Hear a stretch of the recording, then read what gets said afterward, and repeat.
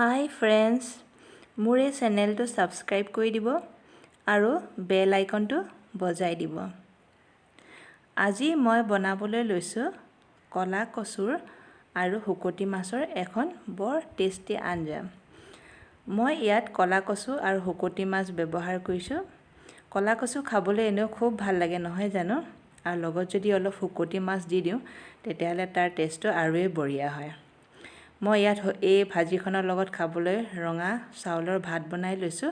সঁচাকৈ কিমান যে ভাল লাগিব খাবলৈ।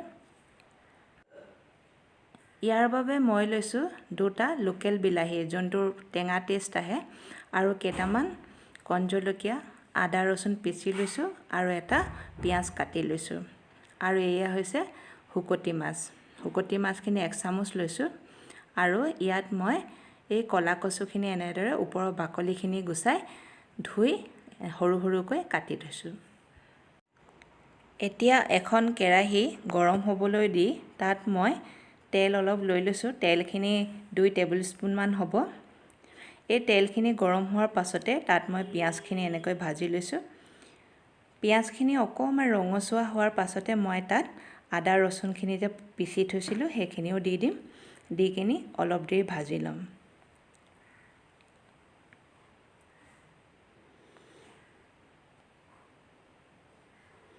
এয়া চাওক, পিঁয়াজখিনি অলপ ৰঙচুৱা হোৱাৰ পাছত মই আদা ৰচুনখিনিও এনেকৈ লৈ লৈছোঁ।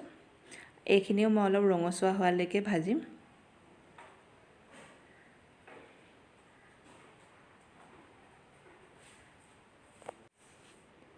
আদা ৰচুনখিনি ৰঙচুৱা হোৱাৰ পাছত এতিয়া মই ইয়াত কচুখিনি দি দিছোঁ। কচুখিনি চাওক একেবাৰে কেৰাহী ফুল হৈ গৈছে, কিন্তু অলপ পিছত দেখিব একেবাৰে কেৰাহীৰ তলিতহে থাকিবগৈ। কচুত যিহেতু বহুত পানী থাকে, সেই গোটেই পানীখিনি ওলাই যোৱাৰ পাছত কচুখিনি তেনেই তাকৰ হৈ যাব গলি মেলি।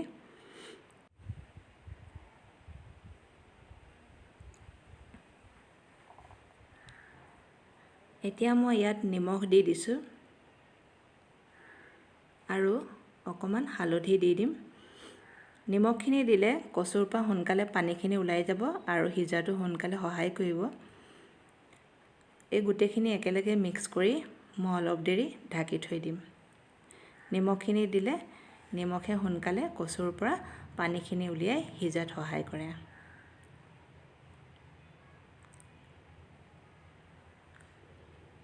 এতিয়া মই ইয়াক 7-8 মিনিটমান ঢাকি থৈ দিলোঁ। ঢকাৰ পিছত এয়া চাওকচোন কেনেকৈ গলি একেবাৰে তলিত আহি গ'ল। কচুৰ পৰা গোটেই পানীখিনি ওলাই গৈছে।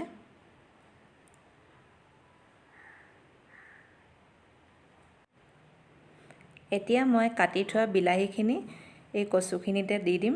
তাৰপিছতে মই কণ জলকীয়াখিনি অকণমান ৰাফকৈ খুন্দনা এটাতে খুন্দি লৈছিলোঁ, সেইখিনি দি দিছোঁ আৰু ভালকৈ মিলাই ল'ম।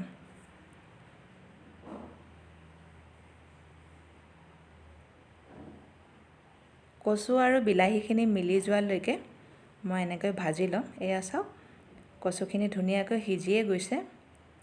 কচুখিনি সিজিলেই খালি আৰু অকণমান বিলাহীৰ লগত মিলি যোৱাকৈ ধুনীয়াকৈ ভাজি ল'ব লাগিব, যাতে কচুখিনি গলি যায়।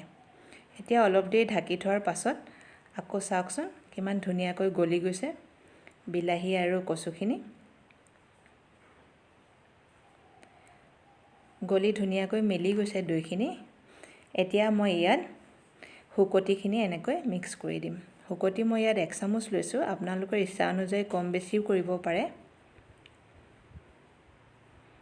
এতিয়া মই শুকতিখিনি ভালকৈ এই কচুৰ লগত মিক্স কৰি দিম। শুকতিখিনি যিহেতু অলৰেডি সিজাই থাকে, প্ৰায় 80% মানটো সিজাই থাকে, গতিকে আমাক বৰ বেছি সময় নালাগে। মই এইকাৰণে ইয়াক লাষ্টতহে মিলাইছোঁ। শুকতিখিনি মিলি যোৱালৈকে আমি আকৌ অলপ দেৰি ভাজি ল'ম। বৰ ধুনীয়া গোন্ধ এটা ওলাইছে। শুকতি যোনে যোনে খাই ভাল পায় তেওঁলোকৰ কাৰণে গোন্ধটো সঁচাই বৰ ভাল হয়। এয়া চাওক ইমান ধুনীয়াকৈ এতিয়া সিজি গৈছে, শুকতি আৰু কচু মিলি গৈছেগৈ। আপোনালোকৰ বহুতে চাগে এনেকৈ কচুৰ লগত শুকতি খাই পাইছে। যদি খোৱা নাই তেতিয়াহ'লে এনেকৈও খাই চাবচোন, বৰ ভাল লাগে খাবলৈ। এতিয়া এই শুকতিখিনি একেবাৰে ৰেডি হৈ গ'ল। মই এতিয়া ইয়াক নমাই থৈ দিম। ইয়াত চাওকচোন মই ৰঙা চাউলৰ লগত শুকতিখিনি খাবলৈ ৰেডি কৰি লৈছোঁ। কিমান ধুনীয়া লাগিছে নহয়নে? মোৰতো খাবলৈ ৰেডি হৈ গ'ল। এতিয়া আপোনালোকেও এনেকৈ বনাওক আৰু খাই চাওকচোন কিমান যে ভাল লাগিব। এতিয়া মই টেষ্ট কৰি চাওঁচোন কেনেকুৱানো হ'ল খাবলৈ। সঁচাকৈ বিৰাট ভাল হৈছে খাবলৈ, একদম টেষ্টি। ৰঙা চাউলৰ লগত কচু আৰু শুকতিৰ আঞ্জাখন। ধন্যবাদ থাকিল মোৰ এই ভিডিঅ'টো চোৱাৰ কাৰণে।